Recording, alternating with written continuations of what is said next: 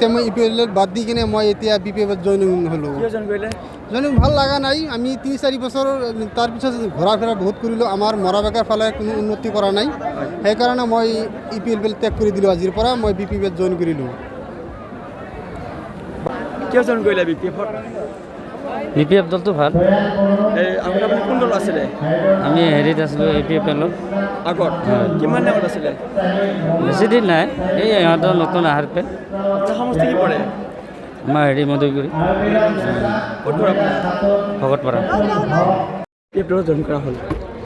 আপোনালোকে জানে মই দীৰ্ঘ সময়ৰ পৰা কলেগাঁও আঞ্চলিক ছাত্ৰ সন্থাত 12 বছৰ সময় দিছোঁ। পৰৱৰ্তী সময়ত মই কলেগাঁও আঞ্চলিক ছাত্ৰ সন্থাৰ সাধাৰণ সম্পাদকৰ দৰে দায়িত্বত আছিলোঁ। তাৰপিছত ৰাজনৈতিক দল অসম গণ পৰিষদৰ ভাতৃ সংগঠন দৰং জিলা সমিতিৰ অসম যুৱ পৰিষদৰ মই সাধাৰণ সম্পাদকৰ দায়িত্ব চম্ভালিছিলোঁ। তাৰ পৰৱৰ্তী পৰ্যায়ত মই অসম গণ পৰিষদৰ পৰা পদত্যাগ কৰি বিভিন্ন সামাজিক অনুষ্ঠান প্ৰতিষ্ঠানৰ লগত জড়িত হৈ আছিলোঁ।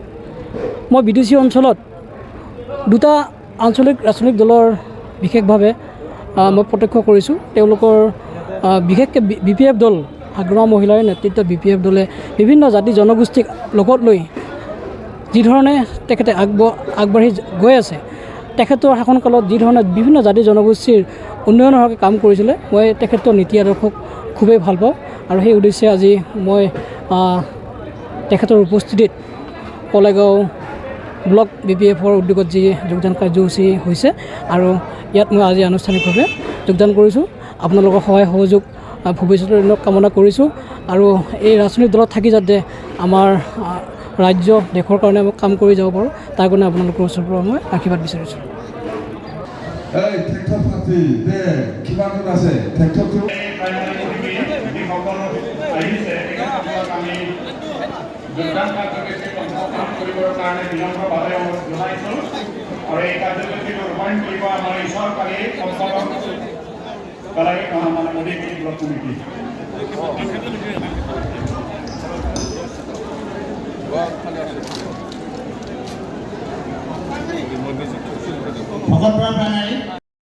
He hold president, he hold secretary. নমস্কাৰ, মোৰ নাম জয়ন্ত ৰায়।